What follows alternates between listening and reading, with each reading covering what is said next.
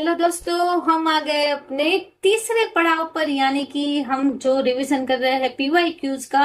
हम आ रहे हैं 2021 के पीवाई क्यूज बायोकेम के, जिसमें है 12 एमसीक्यूज। सो मैं हूं doctor Siddhi Dave, pathologist, and आप देख रहे हैं पैथलिंक। तो यहाँ पर हम क्विकली डिस्कस करेंगे 12 एमसीक्यू। कॉन्सेप्ट के अंदर बहुत नहीं जाएंगे, जो आपको पता ही है, और तुरंत ही क्वेश्चन एंड आंसर सॉल्व कर लेंगे।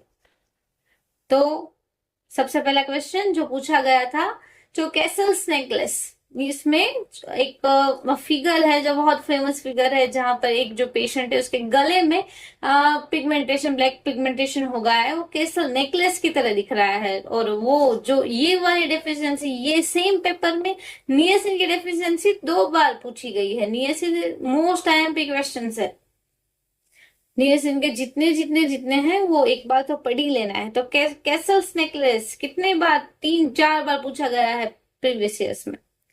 तो उसमें पेलाग्रा यानी कि विटामिन बी 3 नियासिन डेफिशिएंसी, जिसमें ब्राइट रेड टंग, बीफी रेड टंग भी होती है। फिर 4Ds diarrhoea, dermatitis, dementia and death, वो होता है नियासिन डेफिशिएंसी में।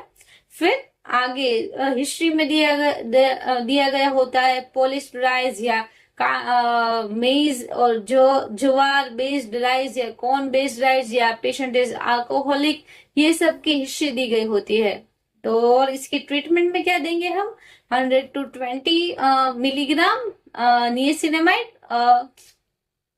निकोटिनामाइड, 3 टाइम्स डेली, 5 डे के लिए हम देंगे। दूसरा क्वेश्चन, फिर से ये विटामिन ए डेफिशिएंसी बी 2-3 बार पूछा गया है। Vitamin A deficiency, so vitamin A deficiency में क्या रहेगा, तो डिलेड रहेगा। जो एडेप्टेशन रहेगा विजन का डार्क प्लेसेस में, वो डिले हो जाएगा। Gritty sensation in the eyes and softening of the cornea. और एडीई के कौन से विटामिन है, फैट सोल्यूबल विटामिन है। तो ये फैट सोल्यूबल विटामिन है। ये नेचुरली कहाँ पे अकर होता है, तो इन प्लांट्स में कैरोटिनॉइड्स, बीटा कैरोटीन के स्वरूप में होता है। और एनिमल सोर्स में रेटिनॉइड्स। और 3 टाइप के रेटिनॉइड्स होते हैं, retinal, retinol and retinoic acid. तो रेटिनाल होता है रेटिनाल्डिहाइड, वो नॉर्मल विजन के लिए है। और वो जो रोडोप्सिन पिगमेंट है उसमें प्रेजेंट होता है रेटिनाल। फिर आता है रेटिनोल। रेटिनोल किसके लिए इंपॉर्टेंट है, रिप्रोडक्टिव फंक्शन, रिप्रोडक्टिव सिस्टम के लिए वो रेटिनोल इंपॉर्टेंट है। देन रेटिनोइक रेटिनोइक एसिड की रोल किसमें है, regulation of gene expression and tissue differentiation, वहां पर रेटिनोइक एसिड की जरूरत है। तो अभी यहाँ पे जहां पे बिटर स्पॉट दिख रहा है, विटामिन ए की डेफिशिएंसी है, तो वहां पर WHO क्या बोलता है कि क्या देना है, 1 साल से अबव, 1 साल से बड़े और रिप्रोडक्टिव नहीं है, जो रिप्रोडक्टिव एज में नहीं है, उसे हम देंगे 2 lakh international unit vitamin A orally, और 1 लाख इंटरनेशनल यूनिट इंट्रामस्क्यूलरली। पहले 0 डे पे, 1 डे पे और 14 डे पे 3 डोज होंगे उसके। इसके नॉर्मल वैक्सीनेशन के शेड्यूल भी पीएसएम के प्रीवियस क्वेश्चन में पूछे गए हैं। अभी ये फिर से आ गया जो पिछले साल ही पूछा था। पिछले साल हमको क्या पूछा था, पिछले साल पूछा था कि जो कॉम्प्लेक्स 4 है इलेक्ट्रॉन ट्रांसपोर्ट चेन का, उसका इनहिबिटर कौन सा है, तो साइनाइड है, उसका इनहिबिटर है। तो फिर से एक बार थोड़ा कर लेते हैं कि कॉम्प्लेक्स ऑफ ईटीसी है, कॉम्प्लेक्स 1 है NADH ऑक्सीडो रिडक्टेस, उसका इनहिबिटर रोटेनोल, एमोबार्बिटल एंड पियरसिडिन।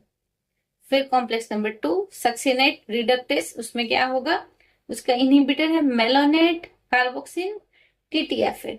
फिर कॉम्प्लेक्स नंबर 3, उसका इनहिबिटर है BAL and antimycin A। Then complex number 4, उसके इनहिबिटर है H2S and carbon monoxide and cyanide. And complex number 5, जो इस साल यहाँ पर ये इनफॉर्मल कॉम्प्लेक्स है, ATP सिंथेस के लिए होता है। तो वो जो कॉम्प्लेक्स है उसका इनहिबिटर है ओलिगोमाइसिन। ये साल 2021 में पूछा गया था, ओलिगोमाइसिन। फिर नेक्स्ट क्वेश्चन की ओर बढ़ते हैं। नेक्स्ट क्वेश्चन था फेमिलियल हाइपरकोलेस्टेरोलेमिया। फेमिलियल हाइपरकोलेस्टेरोलेमिया में हमें टिपिकल हिस्ट्री क्या देंगे, टेंडन ज़ेंथोमा है, tendon xanthoma, then elevated LDL, LDL बढ़ जाएगा और कोलेस्ट्रॉल भी बढ़ा हुआ है। टाइप 2A हाइपर लाइपोप्रोटीनेमिया है, वो इनहेरिटेड डिफेक्ट किस में होती है, एलडीएल रिसेप्टर में होती है। पेनफुल पॉलीआर्थराइटिस एंड टेंडिनाइटिस होता है। Then corneal arcus and tendon xanthoma और अकिलिस टेंडन पैर में होता है, वहां पे टेंडन ज़ेंथोमा ज्यादा मिलता है। ये ही क्वेश्चन के दूसरे ऑप्शंस में एक दिया गया था टेंजियर डिसीज। टेंजियर डिसीज क्या है, टेंजियर डिसीज है हाइपोलाइपोप्रोटीनेमिया, लाइपोप्रोटीन कम हो जाता है, ABCA1 जीन का म्यूटेशन हो जाता है। Orange tonsil, it is pathognomic for Tangier disease, orange tonsil and decrease HDL। फिर दूसरा ऑप्शन दिया गया था lipoprotein lipase deficiency, lipoprotein lipase deficiency है टाइप 1 हाइपर लाइपोप्रोटीनेमिया। जो हमें दे गया था ये फेमिलियल हाइपरकोलेस्टेरोलेमिया, वो है टाइप 2A हाइपर लाइपोप्रोटीनेमिया। और अभी हम डिस्कस कर रहे हैं लाइपोप्रोटीन लाइपेज डेफिशिएंसी। जो लाइपोप्रोटीन लाइपेज डेफिशिएंसी है वो है टाइप 1 हाइपर लाइपोप्रोटीनेमिया। डिफेक्ट किसमें है, LPL और ApoC2 में डिफेक्ट है, इरेप्टिव ज़ेंथोमा मिलेगा। काइलोमाइक्रोन और VLDL बढ़ेंगे, पर LDL type 1 lipoprotein lipase deficiency में LDL कम होगा और HDL भी कम होगा। यहाँ पर no risk of coronary disease, type 1 में no risk of coronary disease. फिर फेमिलियल हाइपर काइलोमाइक्रोनेमिया सिंड्रोम, इसमें आइदर LPL में या ApoC2 में या ApoA5 में डेफिशिएंसी होगी, present with severe recurrent abdominal pain due to acute pancreatitis. Hyperchylomicronemia, उसमें पैनक्रियाटाइटिस हो जाएगा। Lipemia retinalis, retinal blood vessel से ओपेक हो जाएगी ड्यू टू फैट डिपोजिशन। तो ये हमारा हो गया फेमिलियल हाइपर कोलेस्टेरोलेमिया। उसके अलग अलग वो क्वेश्चन में अलग अलग ऑप्शंस थे। फिर नेक्स्ट क्वेश्चन की ओर बढ़ते हैं। नेक्स्ट क्वेश्चन क्या था, ग्लाइकोसेमिनोग्लाइकन्स के बारे में, GSG के बारे में। GSG कॉर्नियल ट्रांसपेरेंसी, उसके लिए रिस्पॉन्सिबल है केराटिन सल्फेट, वो पूछा गया था। केराटिन सल्फेट किससे बनता है, N-एसिटाइल ग्लूकोसेमाइन और गैलेक्टोज, एसिटाइल ग्लूकोसेमाइन एंड गैलेक्टोज से बनता है। और जनरली जो और सारे ग्लाइकोसेमिनोग्लाइकन से वो कैसे बनता है, amino sugar plus uronic acid वो होता है। पर हमारा जो केराटिन सल्फेट जो पूछा गया था उसमें यूरोनिक एसिड होता नहीं है। केराटिन सल्फेट के दो टाइप है, टाइप 1 है जो कॉर्निया में प्रेजेंट होता है, टाइप 2 है जो कार्टिलेज में प्रेजेंट रहता है। फिर यही क्वेश्चन के अनदर ऑप्शंस क्या थे, कॉन्ड्रोटिन सल्फेट। कॉन्ड्रोटिन सल्फेट क्या है, किसमें प्रेजेंट रहता है, एक्स्ट्रा सेल्यूलर मेम्ब्रेन में, एनकॉन्ड्रल बोन में और कार्टिलेज में। Then another option is heparan sulfate. Heparan sulfate basement membrane of kidney में रहता है। Then hyaluronic acid, hyaluronic acid कहाँ रहता है, साइनोवियल फ्लूइड में रहता है। नेक्स्ट क्वेश्चन की ओर बढ़ते हैं। नेक्स्ट क्वेश्चन ये फिर से पूछा गया है, लास्ट ईयर भी ये पूछा गया था और 2021 में भी पूछा था। फास्टिंग ओवरनाइट जब फास्ट कर रहे होते हैं तब सोर्स ऑफ ग्लूकोज क्या होता है, तो हिपेटिक ग्लाइकोजिनोलाइसिस, ग्लाइकोजन जो लीवर में रहता है उसका लाइसिस हो जाता है, वो है सोर्स ऑफ ब्लड ग्लूकोज। पिछले साल ऐसा पूछा गया था इंसुलिन और ग्लूकागॉन के रेशियो के बारे में कि फिर क्या होगा, ऐसे पूछा गया था। फिर 7th क्वेश्चन, ये पैथो का भी IMP क्वेश्चन है, सर्जरी का भी IMP क्वेश्चन है, बायोकेमिकल का भी IMP क्वेश्चन है। Hereditary non polyposis colon carcinoma, it is also called as Lynch syndrome, it is due to mismatch repair defect. ये पूछा गया था हमें, मिसमैच रिपेयर डिफेक्ट। इसमें क्या होता है, MLH1 एंड MSH2 वो अफेक्ट हो जाता है। लिंच सिंड्रोम है ऑटोसोमल डोमिनेंट जीन है, उसका क्राइटेरिया कैसे डायग्नोस करेंगे, एम्स्टरडैम क्राइटेरिया उसका डायग्नोसिस का 3-2-1-0 रूल है। 3 और मोर relative having HNPCC associated cancer, 2 successive generation present for cancer, at least one is diagnosis before 50 years of age, and familial adenomatous polyposis is excluded. Then we can diagnose this as HNPCC and tumor is verified by pathological examination. चलो ये सबसे IMP अभी table ये आ रहा है। जब defect in the NHEG non homologous and joining repair, अगर वो उसमें डिफेक्ट होगा तो कौन सा डिसीज होगा? सीवियर कंबाइंड इम्यूनोडेफिशिएंसी SCID वो डिसीज होगा। फिर होमोलोगस रिपेयर HR, अगर उसमें डिफेक्ट होगा तो BRCA1 BRCA2 जो ब्रेस्ट कार्सिनोमा पॉजिटिव आता है, then Bloom syndrome, then Werner syndrome, ये सब में होमोलोगस रिपेयर डिफेक्ट होगी। फिर न्यूक्लियोटाइड एक्सिजन रिपेयर, उसमें किस में डिफेक्ट होती? xeroderma पिगमेंटोजम, कोकाइन सिंड्रोम एंड ट्राइकोथायोडिस्ट्रोफी, उसमें न्यूक्लियोटाइड एक्सिजन रिपेयर डिफेक्ट होगी। और देन बेस एक्सिजन रिपेयर वो किसमें होगा? MUTYH एसोसिएटेड पॉलीपोसिस, उसमें बेस एक्सिजन रिपेयर होगा। नेक्स्ट क्वेश्चन में फिगर दी गई थी और इसमें बताया गया था E1 और E2 कौन से एंजाइम है वो पूछा गया था। देखो यहाँ पर थायमिन पायरोफॉस्फेट, उसमें से क्या बना है? हाइड्रोक्साइल थायमिन पायरोफॉस्फेट, मतलब कुछ ऐड हुआ। हाइड्रोक्साइल मतलब यहाँ पे थायमिन में से हाइड्रोक्साइल हुआ है, तो वो कैसे हो रहा है? पायरुवेट डिहाइड्रोजिनेस एंजाइम की वजह से हो रहा है।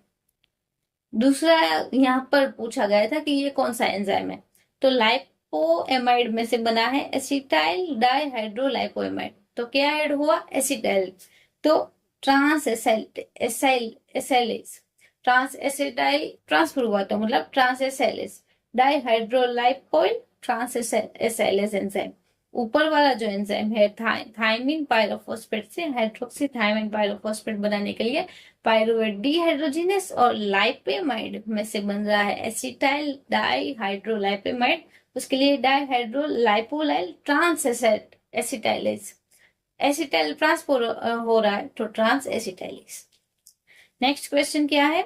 क्लासिकल होमोसिस्टीन्यूरिया, ये जो है वो जो ये सेम पिछले साल के जो एग्जाम थे उसके एक ऑप्शन में ये वाला डिसीज था। Classical homocystinemia, tall thin young girl with slender fingers like Deepika Padukone, tall thin young girl and slender fingers, उसके पर डिसलोकेटेड लेंस डिसलोकेट हो गया, तो क्या लग रहा है? मार्फन सिंड्रोम की ओर जा रहा है ना, थोड़ा थोड़ा लग रहा है कि मार्फन सिंड्रोम के भी ये उसमें भी ये भी दिखता है। Tall thin young girl with slender fingers, dislocated lens, और डेफिशिएंसी किसकी? सिस्टाथायोन बीटा सिंथेस की डेफिशिएंसी होगी। ऑटोसोमल रिसेसिव है, मिथियोनिन मेटाबॉलिज्म डिसऑर्डर है। हमें ये होमोसिस्टिन्यूरिया लगेगा तो हमें लगेगा कि ये सिस्टिन की कुछ होगी, पर सिस्टिन की नहीं, मिथियोनिन मेटाबॉलिज्म की डिसऑर्डर है। और इसमें क्या होगा? डायग्नोसिस मिथियोनिन और होमोसिस्टिन बढ़ जाएगा, और उसकी ट्रीटमेंट में सिस्टिन देते हैं, विटामिन B6 B12 ये सब देते हैं। ये रहा क्लासिकल होमोसिस्टिन्यूरिया। नॉन क्लासिकल में क्या होगा? नॉन क्लासिकल में मिथियोनिन दे के अच्छा रहेगा। उसमें क्या होगा? डिफेक्टिव मिथियोनिन सिंथेस, होमोसिस्टिन बढ़ेगा पर मिथियोनिन कम होगा। क्लासिकल वाले में क्या होगा? वो तो हो रहा था, मिथियोनिन भी बढ़ रहा था, होमोसिस्टिन भी बढ़ रहा था, बराबर, सिस्टीन हमारा घट रहा था। यहाँ पर क्या होगा? होमोसिस्टिन बढ़ रहा है पर मिथियोनिन घट रहा है, इसलिए नॉन क्लासिकल होमोसिस्टिनुरिया में मिथियोनिन देंगे तो अच्छा रहेगा। ये वाला क्वेश्चन 4-5 साल से पूछ रहे हैं। अल्केप्टोन्यूरिया डिफेक्ट किस में हो रही है? तो होमोजेनेटिक एसिड 1,2 डिहाइड्रोजिनेस वो एंजाइम की डेफिशिएंसी हो रही है। ऑटोसोमल रिसेसिव है, टायरोसिन मेटाबॉलिज्म की डिफेक्ट है इसमें। Ochronosis arthropathy and blackish discoloration of the urine on long standing, ये तो हिस्ट्री में दिया ही होगा अगर उनको अल्केप्टोन्यूरिया पूछना है तो। फिर ये ही सेम क्वेश्चन में अदर ऑप्शन ये दिया गया था, टाइप 1 टायरोसिनेमिया टायरोसिनोसिस, तो उसमें किसकी डेफिशिएंसी होती है? फ्यूमराइल एसिटेट हाइड्रोक्साइलेज। ये वाला क्वेश्चन है वो पिछले उसके 2 साल पहले के एग्जाम में ये एज ए क्वेश्चन पूछा था। टाइप 1 टायरोसिनेमिया टायरोसिनोसिस, तो इसमें किसकी डेफिशिएंसी होती है? Fumaryl acetate hydroxylase deficiency boiled cabbage odour की यूरिन हो जाती है, इसमें लिवर फेलियर और सिप्सिस होता है। फिर गोचर डिसीज कहीं भी हो, पैथो, मेडिसिन, बायोकेम, ये भी मोस्ट आईएमपी है। उसमें किसकी डेफिशिएंसी होती है? Beta glucocerebrosidase. Most common lysosomal storage disease है। क्रम्पल टिश्यू पेपर सेल के अपीयरेंस। ऑटोसोमल रिसेसिव है ये। इसमें इसके 3 टाइप, ये सब तो हमने पढ़ लिए आगे की वीडियो में। फिर अभी है नियसिन। नियसिन फिर से सेम एग्जाम में 2 बार ये वाला क्वेश्चन पूछा गया है। नियसिन, नियसिन मोस्ट एमपी। मेज रिच डाइट, मेज डाइट में ल्यूसिन ज्यादा रहेगा, नियसिन और ट्रिप्टोफान हमारा कम रहेगा। तो ये हो गया हमारा नीट 2021 के 12 एमसीक्यूज।